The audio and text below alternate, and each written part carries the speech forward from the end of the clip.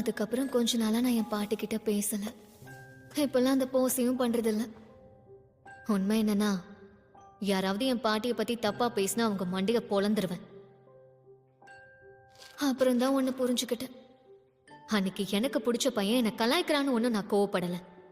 அவன் அன்னைக்கு என் பாட்டியை கலாச்சான். அதனாலதான் நான் அன்னைக்கு அவ்வளவு கோவப்பட வேண்டியதா ஆயிடுச்சு. உண்மையை சொல்லணும்னா எனக்கு என் பாட்டியையும் அவங்க செய்யற இந்த வேலையையும் எனக்கு ரொம்ப பிடிக்கும் தெரியுமா. என் பாட்டி தான் என்னை கஷ்டப்பட்டு தனியா வளர்த்தாங்க. அதனால நான் அவங்களுக்கு ரொம்பவே கடமைப்பட்டிருக்கேன்.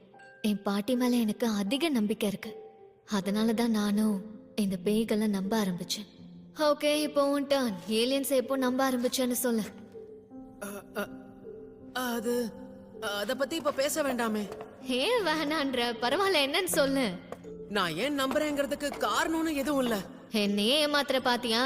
ஒக்குல்ட்ட பத்தி வாய்க்கழிய பேசுன காரணம்